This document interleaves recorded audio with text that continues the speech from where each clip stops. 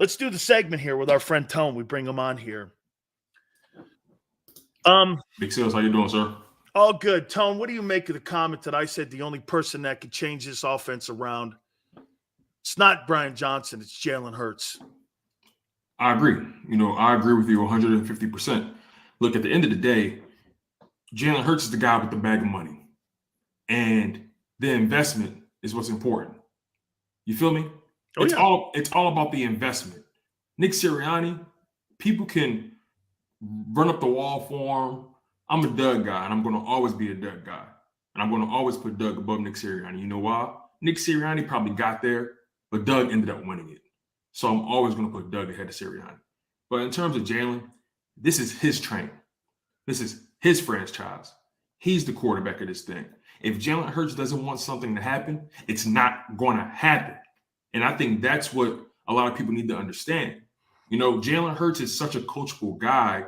He has so much respect for authority. He's a coach's kid. So he has so much respect for authority and so much respect for people who claim to know what they're doing. So he's going to, and also think about the programs he comes from in college. He comes from the Nick Saban tree, the Lincoln Riley tree, right? He respects those guys. And when you play for Alabama, you're going to respect authority. So that's already embedded in him to be coachable and to kind of just ride the wave. I think this is a point in time where it's time for you to take the bull by the horns and realize, hold on, wait, I'm the franchise. I'm the guy. Remember, he was uncomfortable at that press conference when he got the money. Remember? Yeah, totally. He was uncomfortable. So you can tell that's, him having that kind of financial responsibility is shaky for him. Not saying that he doesn't know how to lead, because he's a leader. He knows how to lead his men. He knows how to lead his team. But I think there comes a point in time where you have to sit in those meetings and say, hold on, wait, Nick, we're not doing that. Or it's third down and it's less than 2 minutes left and they don't have any timeouts. They're not driving the ball. Let's just punt. Let's run it. You know what I'm saying? So I have more faith in Jalen Hurts to turn this thing around than I do Nick Sirianni. And Hurts has to be the one to do it. How about this, Tone?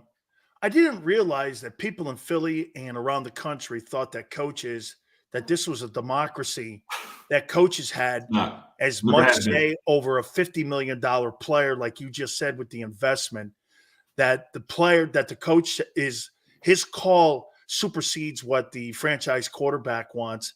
Like you said, if Patrick Mahomes demanded a trade and wanted out of Kansas City, and he did not want to play for Andy Reid would not be the head coach there. Because what are you going to do? You're going to bring in the lesser guy for Andy Reid to lose games? Or that's what are you going counterproductive. to do? Or this, what are you going to do? Put Andy out there and throw passes? You know what I'm saying? So I mean, this notion that Nick Sirianni and all these coaches have say. You're there to help the player. Another perfect You're example. here to tell the player, what do you need for you to be successful? Jalen Hurts is not there for Nick Sirianni or Brian Johnson. Those coaches are there to maximize. And this is part of the problem in the philosophy when Howie hires, okay, is because those coaches feel empowered, Tone, because they were hired by the GM, not the head coach. It's like the Jerry Jones factor. They feel Dan Quinn feels empowered because he was hired by the owner. These assistants were empowered. So they feel they have say on what dude, you don't. I'll give you another example. Lamar Jackson wanted a new OC. What happened? And none of us thought anything was wrong with that offense, right? We all thought, hold on, wait. He's an MVP, led the league in touchdowns. They're constantly in the playoff hunt. No one thought anything was wrong with that offense. But you know what? He did. And you know what happened? He got that money and they got a new OC. So that's another example of the quarterback is the conductor of this thing. You want to see a good head coach? I'll show you good players. You get what I'm saying? Oh, absolutely. Look at New England right now. Exactly. So my thing is, I wish some fans, and I'm realizing a lot of fans do understand what we're talking about. But I wish a lot more would just give Jalen Hurts more credit than what they're giving him. You know what I'm saying? Like, he's the franchise. He's our guy. You dig what I'm saying? Speak up. So if he is not comfortable doing something, he needs to speak up, but also fans need to realize if he does speak up, it's not going to happen anymore. You know what I'm saying? This is his rodeo, okay? How about this? Somebody named Matt just brought up Brandon Staley and why Staley's in there and why Herbert. I covered the Chargers for 6 years. And this is the same organization that fired Marty Schottenheimer, who was 14-2, and took a team to the AFC Championship game against New England, drafted Drew Brees, and had Phillip Rivers on the team. Then they fired him the next year. Organizations who believe in their front office and believe in the way that should have the total power is why the Chargers don't go anywhere, and they underutilize their talent. Whether it's 2000 or whether it's 2023, the Chargers are who they are because the management in the building runs it that way. And they see that they want to have the empowerment of the GM to have total say on the hiring of the assistant coaches, the head coaches, and that's why they don't maximize. And that's why there's no gut feeling when it comes to game plans or how you approach games. That's why you have to have authority in the locker room. Doug fought for his players. Doug fought for the way that they went about their game. And get this, you know what he also had to fight? He had to fight for winning games. He had to justify himself for winning games. When you have to justify yourself, this is not a beauty contest. When you're justifying yourself to a front office, dude, that's all you need to know about what they think of you and your staff. And guess what? When it comes to the Chargers, right? I bet a lot of fans didn't realize this one. Keenan Allen actually spoke about this. I think it was last season or the season before. I can't exactly remember, but he spoke about this. And they asked him about Justin Herbert and his personality and all that kind of stuff, right? And Keenan Allen basically was like, he's a humble guy, a modest guy, but I wish he swung his weight around a little bit more. This is his team. He's the franchise guy. You know what I'm saying? I wish he was a little bit more, forward with things, how he feels, and things that he wants to happen and all that kind of stuff. That, he wasn't down on his quarterback, but he was just saying, I wish he realized that. I wish he realized his power. And I'm paraphrasing. So they ask about why the Chargers are moving the way they move. Your quarterback refuses to step up. And also you have a bozo as a head coach, and then you have bozos running the front office. So when you couple all those things together, it's going to look like the way it looks. So again, Jalen Hurts has to realize this is his show. And the moment he realizes, and look, it's one loss, right, in the grand scheme of things. I think but it's more about approach. It's more about approach. It's more about philosophy. See, people get hung up on the record. I'm talking about how this thing is. How it looks. That's crazy, Tone, because not your take. I'm saying what people look at, they look at the record, and instead of looking at how you're going about business, that's what I look at. I know they've got a good record. Okay. That's the furthest thing down from my list right now. Yeah. And look, this is sports talk, right? We're not here to just talk about records and stats. We're here to dig deep and peel the layers back of the franchise, peel the layers back of the team and the players, right? Our job here is to dissect, to dig deeper to the nitty gritty, to get into the mud and talk about the things that maybe other platforms topics that some people may be uncomfortable talking about. And guess what? This is a part of sports talk. This is a part of the fabric of it. You know what I'm saying? So, yes, it may make some people uncomfortable, but at the same time, this is a business. This is, this is real life. This is real people at stake here, and people got to realize this isn't Madden, right? Real life people are making real life decisions. So the way I see it, Hurts has to be the one to make the decision that, what happened again in that Jets game cannot happen again. This has been a buildup. Remember, this has been a buildup. Each and every game, Eagles fans, be honest with ourselves. Each and every game, we said to ourselves, "Damn, we shouldn't even be this close." Or damn, why did it seem like this was a headache trying to get this win? Every week we've been sweating. And guess what? It came to a head in that New York Jets matchup. I think this is the week where things turn a corner, especially when those players holding the team, especially with the players holding the players only meeting. I think things change. You think when guys get that $50 million, it's more of a scenario that tempers your leadership role, that you're less willing to step into it unless you have had success of winning? Like Mahomes can do it, Brady can do it because they have the equity in the rings for them to be able to look and have an argument with Eric Bieniemy on the bench. But when you get that money, you're grateful that an organization has made you the face of the franchise Because, Tone, if you really go around the league, all these players that get all that kind of money, unless you've really won something, you really don't hear a lot of lip coming out of anybody. And you really don't hear a lot of conversation. And when you do, it's like the Kyler Murray stuff. Well, he's undisciplined. He doesn't take coaching. He's this and that.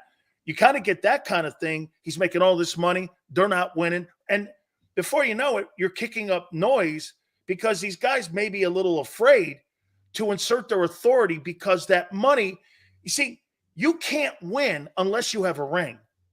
You can't win in a conversation publicly if you challenge a coach because then you're uncoachable.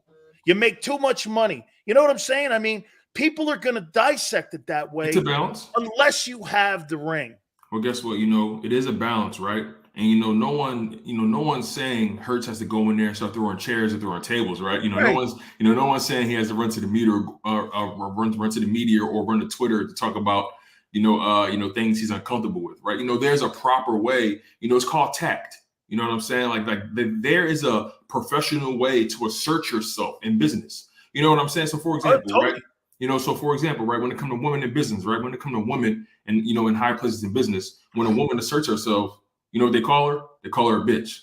Yeah. But when a man does it, he's stern, he's the man. He's a leader. So my point is, right? At the end of the day, it's how you do things. And just because I'm asserting myself, just because I'm speaking my feelings about what we should do, doesn't mean I'm trying to be uncoachable. That doesn't mean that I'm trying to rock the boat here. So, when it comes to Jalen Hurts, even his personality type, I don't see him going in those rooms saying, "Look, Nick, what the hell was that?" I don't see him doing that. I see him that's saying, a problem for me. I see him saying, "Look, Nick, that can't happen again." Remember, I said it's how you say it, right? Because at the end of the day, remember with Howie and Nick's relationship, right? It's not what you say, it's how you say it. There's what I mean? You got to placate to him a little bit. I hate the fact that you have to walk around on eggshells in the Eagle organization. But that's where we are, right? That's No. And you know what? If you want to work there, that's what it is. You have to walk around on eggshells if you want to perform and if you want to coach there. There is no doubt that is part of it. Yeah, and again, nobody wants to say it. Real quick, you said something, though. You know it, Tone. You said something real quickly. You got to walk around that place if you're a player or coach on eggshells because if it rubs Howie the wrong way, it's not going to work that way for him. Right. And you also said this too, right? Well, if the quarterback doesn't have a ring, how can he really swing his weight around, right? Well, guess what, Nick? You ain't got one either. So guess what? Me and you, two ringless sons of, you know what I mean? Son of a gun. So at the end of the day, right? I'm the franchise. You're expendable. I've seen so many situations where coaches get fired.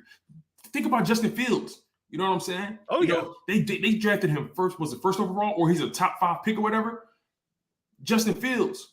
They didn't. When he was struggling, they didn't cut him. You know what they did? They fired Matt Nagy. you dig what I'm saying? So, like time and time again, we've seen examples where the quarterback trumps the coach. By the way, don't forget you didn't add in that he was also a coach of the year prior to that. And he was a coach of the year. So again, if Mahomes, if Brady, if Lamar Jackson, we've already seen it, but Lamar Jackson, Joe Burrow. Listen, if Joe Burrow walked into Paul Brown's office today and said, you know what, I want to trade. They said, why? What's going on? Well, look, I don't like what's going on with Zach Taylor. I'm not a fan of what he's doing. I think he's on his back. I want to trade. You know what's going to happen? Hey, Zach, come into my office. Absolutely. So that's the reality because, it's they're investing more money in these players, in these quarterbacks in particular than they are the head coach. The Warriors is saying we have no issues because we are 5-1 is like a rich person staring down a depression and not moving investments. Okay, because he's rich right now. That's so off the point. First of all, let me respond. Tone, that's so off the point of what we're saying that he's not listening. Just because you're rich and your company somehow met a quota, that doesn't mean internally things are still working the way they should. Do you think Elon Musk worries about quotas, or do you think he worries about getting the most out of his business and constantly improving himself to improve Tesla or SpaceX?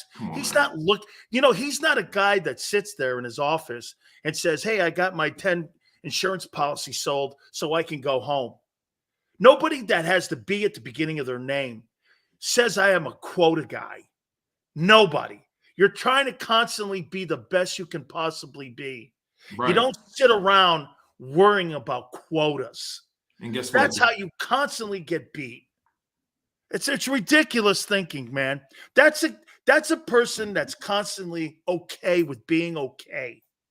You strive for perfection, knowing full well you'll never get there, and you learn to live with greatness. You should be striving for that. Not striving for the sun. You got to strive for perfection. I mean, I got to bring this Cowboy thing up before I ask you about the 24 hours after Julio Jones and a little bit about this Dolphin thing here. Okay. So Micah Parsons, and I'm now calling him Missing Parsons. Tone, so his attitude now is so off base on how he sees that Cowboy team when we're talking about how the media looks at the Eagles and Niners. For the last 2 years, the Niners and the Eagles, they don't get killed. They lose games, field goal, coaching decision. You get killed for lack of effort, lack of production, nowhere to be seen. And you're the Cowboys. I mean, you talk about delusional. The Cowboys right there, and again, this comes down to, once again, leadership in the locker room. Dude, it's a headless horseman. Dallas is empowered by the owner, and I mean this as an organization. The head coach has no say. The coordinators have no say, and the players feel empowered. Do we all agree, Tone? The players all sound like Jerry. Yeah. Yeah, they all got their podcasts and their radio shows or whatever. And look, my thing is, right, I'm not one of those guys like, shut up and dribble, right? But my thing is, Micah, you got to have some self-awareness. You play for the Dallas Cowboys. You play for the biggest, the most polarizing entity in pro sports in the world. And you want to be treated like everyone else? You want to be discussed like the Philadelphia Eagles and the 49ers? Then win more. You can't have it both ways. You can't want to be, on the front page of everything. And I'm not saying him specifically, but as a franchise, the Cowboys can't want to be on the front page of every headline, and then they want to be treated with kid gloves. Like, come on, man. Delusional. You wear the star. The star might as well be a bullseye. You should embrace that criticism like you embrace the reverence, because it comes with the badge. You can't, like you said, when you're that team and you're that athlete and you're that dude, you embrace it, both merit badges. They give me more shit. Why? Because I am more polarizing of an organization than you, and I should be because I'm the Cowboys. You should embrace it, not whine about it. Exactly. And they whine about it. Hey, don't talk shit on me. Oh, you want to give me praise when we beat up? I couldn't believe Jerry Jones the other day. This morning on his show. Jones, for the first time, goes, hey, we were sloppy and undisciplined, and the thing was chaotic a little bit. That was the first time I've ever heard Jerry Jones rip his team after a win. Because I think he's been listening to the noise of all these other guys. That's a good point. I never thought about it like that, because I've always heard them, talk about what they shouldn't do. But I've never heard it after a win. That's a good point. After a win, have you ever heard Jones dog his team after? And get this, they were hugging and screaming, and the pressure on the Dallas Cowboy players' throats and that entire organization, if they fall to 3-3, especially after the Eagles coming back a little bit for them and the Niners. By the way, Eagles and Niners, what's crazy about, how Parsons looks at this, when like I told you yesterday, do I think any differently of the Niners and the Eagles coming off their losses this weekend? No. One was a kick. The other one was interceptions, turnovers, and injuries. No. I still think they're the same bullies on the block in the NFC. After the Dallas Cowboy ass beating against the Niners and against the Cardinals, do I think they're different? Yeah, I do. I mean, I look at them completely different than I don't, right? You don't look at the Eagles and the Niners in any other light that they're not the two best teams in the NFC, right? Right. Because like when you think about it's, sometimes it's how it happens, right? It's not exactly what happens. Totally. It's how it happens. And when you think about the Dallas Cowboys, you lose to the Cardinals, arguably the worst team in the NFC, and to a backup quarterback at that. And they didn't just beat you; they beat you by 2 touchdowns, and they ran it down your throat, and you couldn't do nothing about it. They were physically more dominating than you. And then you couple that with the 49ers game, a team that you were supposed to be on par with, and not only did they beat you, they abused you. They smoked you before the third quarter buzzer went off. They sat all their starters in the fourth quarter. There were still 12 minutes left. You had your starting quarterback throwing, interceptions to the backup linebackers. You dig what I'm saying? So, like the Cowboys again, when you wear that star, there's a target on your back, right? And I always say this: if Dak wasn't a Cowboy, people would treat him with much more respect. People would be much more patient with him. But because you're a Cowboy, because you wear that star, because you play in Jerry World, there's a certain level of responsibility. There's a certain viewpoint that you're always going to be looked at from. And you have to embrace that. You got, just like Philadelphia, right? We're the most hated. Not in the same way the Cowboys are, but we're just overlooked. You dig what I'm saying? So, yeah. So we wear that. We embrace that. We thrive in that. We don't point at Dallas and say, man, I wish I had the same level of TV time as Dallas. You know what I mean? Like we don't move like that. Philly has more pride, we have more self-respect than that. 24 hours to process the Julio Jones deal and move is now what to you? I still feel relatively the same. I feel like it wouldn't have been the first move that I would have made. But let me break it down like this, right? In terms of, I've heard a lot of people. I've heard different angles, right? I've heard some people say, he's old. I've heard people say, you have more, pressing needs in other areas. I've heard people say, well, he can, he adds wide receiver. He has receiver depth. I've heard so many different things, and everyone isn't wrong, right?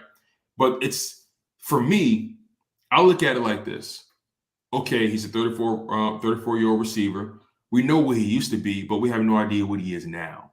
And does he move the needle for me from a personnel standpoint?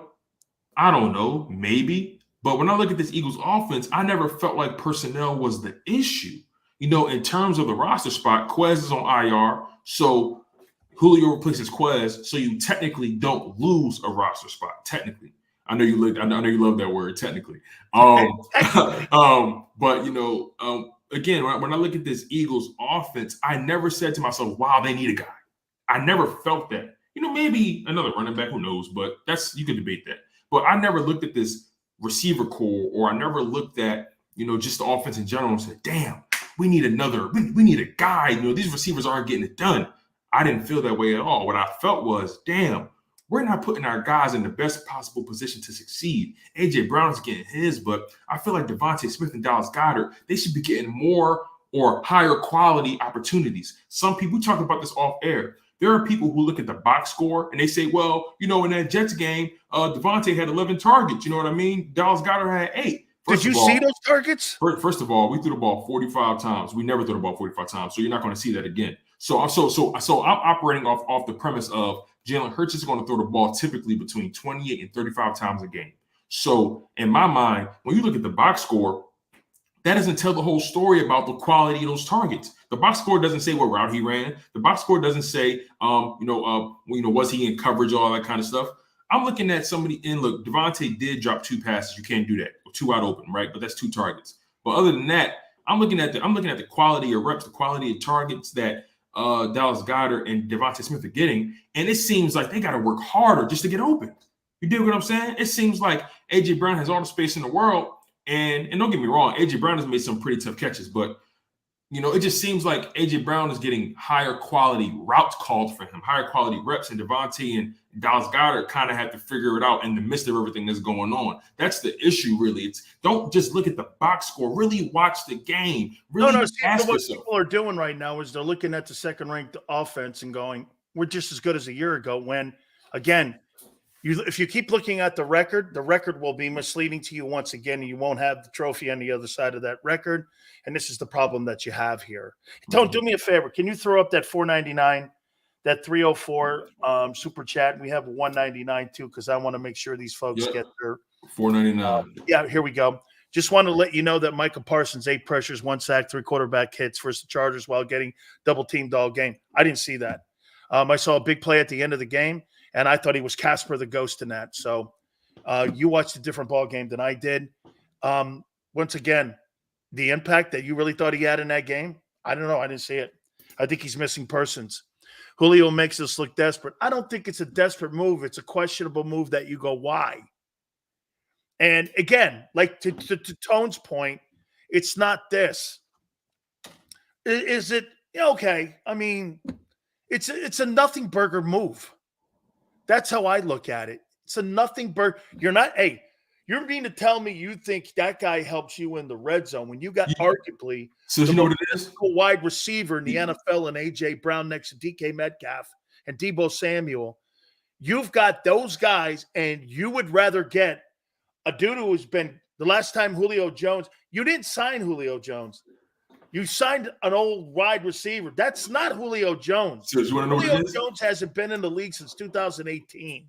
Look. I mean, come on, man. You know what didn't sign Julio Jones. Listen, right? You know what Julio Jones is right now to this offense? Julio Jones is the umbrella in the cocktail. It makes it look pretty. You know what I'm saying? He's not even the ice. You know what I'm saying? So the ice matters. So again, again, Eagles fans, I love talking to you guys because you guys always keep it real, and I appreciate you guys for always holding Sills and I accountable. But ask yourself, right? When you look at this offense over the past 6 weeks, did you say to yourself, "Damn, we need another receiver. Damn, we need another guy"? Did you really think that? Really? I didn't think that not one time, because I'm looking at like AJ Brown, Devontae Smith, Dallas Goedert, DeAndre Swift, right? And sure, maybe you need, and also Olamide Zaccheaus. I liked him. You know what I'm saying? I felt like he was cool. I didn't have any questions in terms of personnel on the offensive side. And I don't know why we keep pretending like we all not saying the same thing here. Like we all said when we're home in front of our TVs, we say to ourselves, "Damn, what the hell was that play call in the red zone? What was that? You got Goddard, you got AJ Brown, what is going on here?" So I don't know. Maybe it's fun to troll you, Sills. I don't know. Maybe they just like pulling your strings here. Will's between 7 and 14 days. We'll make sure we get that stuff out to you, Will. So, okay. Can I tell you who Julio Jones reminds me of? And I'll give you a little story here. Julio Jones reminds me, I went back to Dallas a couple of years back, and I'm sorry. So, hey, Wills, send the email to Sileo's, again, with your name and address again. Can you send your full name and address again to the email? I'm going to double check on that. So, our team sends that out. I don't directly send them out. So I'm going to follow up on that, okay, for you. So make sure you follow with the email, and I'll double check for you, Will. How about this? So a couple of years back, I went back to Dallas, and I went to the strip club called the $1 Million Saloon. And I saw this really great-looking stripper. Her name was Chandelier, and she was on table 6. And, man, I'll tell you, man, I was like, I was with Danny Noonan, former Cowboy, and I go, look at that, man. She's great. It's funny, I went back like around 7 years later, and I saw that old lady stripper in there again, Chandelier, and I just went like this. Damn, what happened to Chandelier? Hey, listen, Sills, Chandelier was looking more like a coffee table. Yeah, no, she was taking tickets at the front door, and I was like, man, what happened to Chandelier? Oh man. Yeah, man. Chandelier She's sweeping the place up now. Chandelier turned into a ceiling fan. I was like, damn, why is she sweeping the place up, man? My God. She was a hell of a stripper back in the day. She was the top money earner, man. You couldn't get anywhere near it. I walk in there 5-6 years later, man, she's cleaning the place. I was like, damn. That's who Julio Jones is to me. Oh, man. It's look, man, hey, how do you stop this Miami Dolphins offensive attack coming up this week? All right, so what you do is you have to put something in the Gatorade, right? So wait a minute, when they get to their hotels, you're going to spike their water. Listen, there's this old trusty solution called, Miralax, right? You put it in the Gatorade. You stir it up a little bit. Don't drink any. Put your finger in there, taste it. That's how you know it's good. All right. And then at that point, I don't know why I love this. But no, all jokes aside, man. This is going to be, you said it earlier. This is going to be a game where Sean Desai can earn himself a head coaching job. That's right. You know what I mean? And he's done a good job. Now look, Tyreek Hill and Jalen Waddle. They're a different type of receiver than Puka Nacua and Cooper Kupp, right? Puka and Cooper Kupp are more so possession guys, route running guys, right? Whereas though Waddle and Tyreek Hill, they're speedster route running guys, so it's a different kind of approach you need to have. I think what they're going to have to do, they're going to have to do their best to get that ball out of. Okay, they have to limit the amount of real estate they allow to Tyreek Hill and Jalen Waddle. So in my opinion, you have to get that ball out of Tua's hands as fast as possible. You don't want Tua back there with 2, 3, 4 seconds able to make a decision, the routes to develop. Exactly. You don't want the routes to develop. You don't want Tyreek Hill to be on. You don't want to be one-on-one with Tyreek Hill in the middle of no man's land, right? You don't want that. You want to limit the amount of real estate you allow those guys, and don't let them go sightseeing. You know what I'm saying? You have to get that ball out of Tua's hands as quickly as you possibly can. This may sound crazy, but I wouldn't be surprised. And Barry Brooks brought this up on Sports Take earlier. I wouldn't be surprised if Desai says, you know what, we're going to come out the gate blitzing and just jump on him fast and try to, test how quick of a trigger he has, test his processing speed as fast as we possibly can. Yeah, but I don't think they have the corners to do it. If you're going to blitz, you press. I hear you. But you're right. But what I'm saying is, what I'm implying is they're going to take a risk. Okay. That's what I'm implying, right? Let me say this to you. Jimmy Johnson used to always say, if you're going to play zone, that's a slow death and you die a slow bleed. If you're going to blitz and you're going to play press, that's a quick bleed if you don't have the personnel. So they may feel, like you said, that they don't have really the defensive secondary to be able to do that. They know they so don't. They're going to walk those guys up there and they're going to bring pressure. They know they don't. They know they don't have the personnel to be able to match up those guys. So my thing is, I want to find out on the first drive, can I hang with these guys? I don't want to wait until halftime to find out. I want to find out, can my guys go up with these? Can my guys go up with these guys? Can my guys make them uncomfortable? If I can find that out pretty early on, then I know how to approach it. You know what I mean? Well, and I think Sean Desai is that kind of coordinator. He's shown us an ability to take chances, move guys around, get creative, do whatever it takes. So I think Sean Desai, man, this is going to be a hell of a game. Like I said, think about that Gatorade idea. You put it in, the Miralax. You know what I'm saying? Sprinkle a little, Benadryl. On the company pizza. You know what I mean? And you find out what goes on after that. That's right, man. You sprinkle some shit on them cornflakes too, boss. I tell you what, man. You put that cold pickle on them cornflakes too, man. That'll jump you too.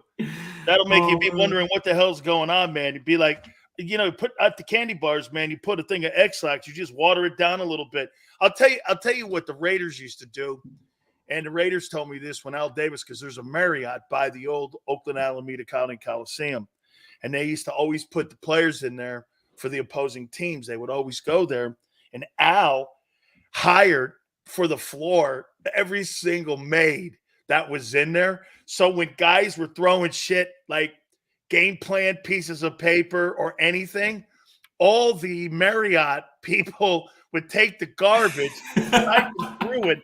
People have left playbooks, game plans. They've left all kinds of shit. And Al would go through the garbage or have his people go through the garbage on a Saturday night prior to that to see if those guys had left anything in the locker room. Man. Or at the hotel. That's a hell of a trick, And another thing too, as far as personnel goes on defense, right? Darius Slay dealing with a bad knee. James Bradbury is not known to be a guy that can really hang with speed. Tyreek Hill's going to get behind him. I'm gonna be honest, man. Tyreek Hill is gonna put Darius Slay in a blender. You better tackle him. Hey, you know what? I'll tell you what. That guy gets behind me. I'd rather tackle him and take the PI, right? Insurance call than let that guy have a plus 25 big play on me. I would tell my guy, dude, if that guy gets past me, just push him. Just push him. I don't care what you do. Push him. And if you're going to push him, hurt him. Do something. You got to get that guy. You cannot let that guy. How many times have you seen, Tone, this year where we have seen Tyreek Hill get behind defenses in double team coverage? You watch this last game. Hey, by the way, they run this sweep. The Dolphins run this sweep, Tone. What they'll do is go to strong set personnel on the left, on the right hash into weak side. Then they'll pull a guy off a fullback. They'll have two backs here, and they'll have a jet in a slot. They bring this guy here, toss the ball, and they run this kind of like counter tray sweep. Dude, this guy's creative. Eagle players need to steal Mike McDaniel's Hello Kitty backpack. Game over. Dude, I don't know that. Hey, that guy, man, he's really weird.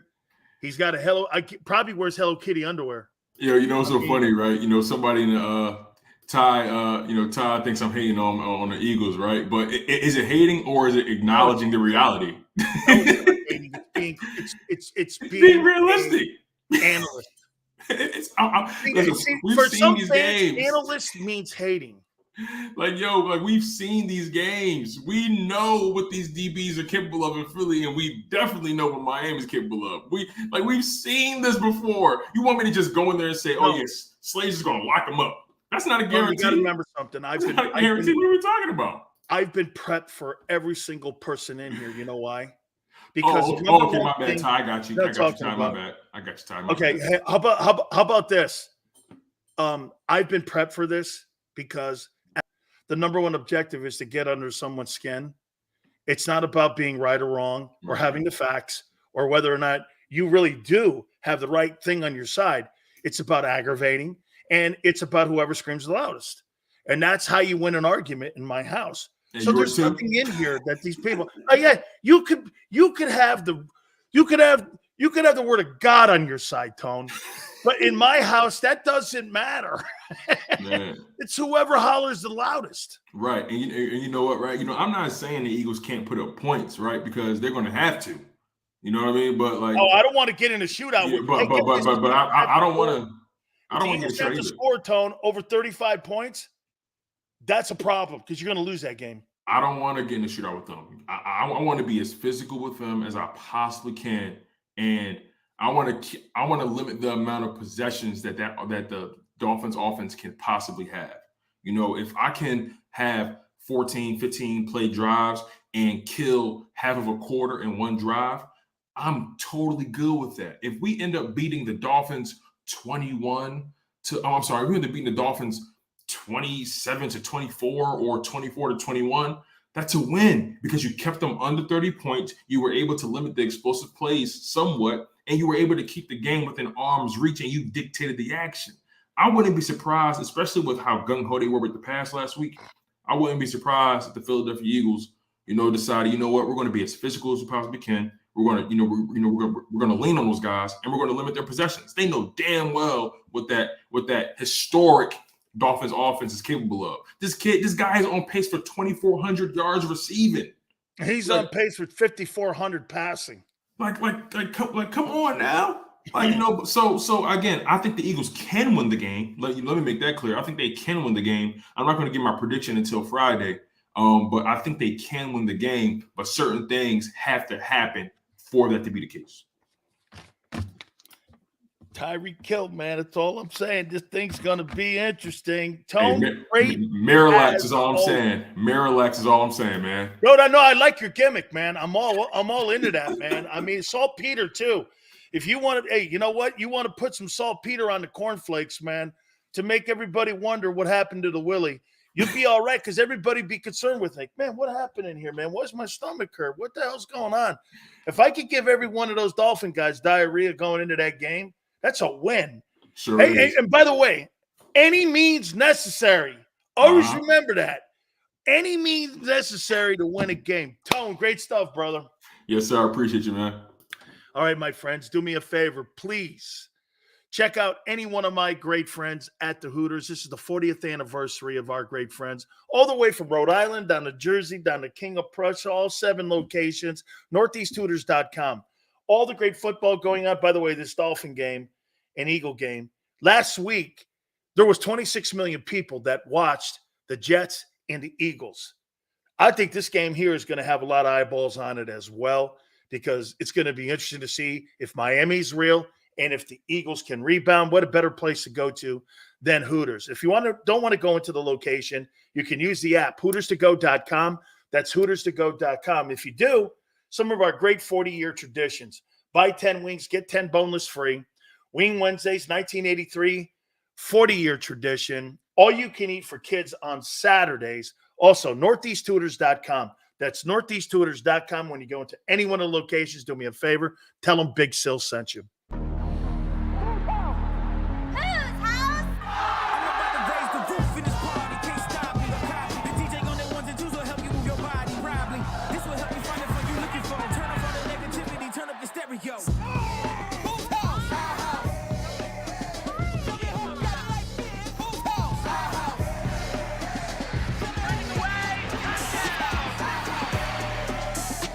Football and Hooters, the perfect pair.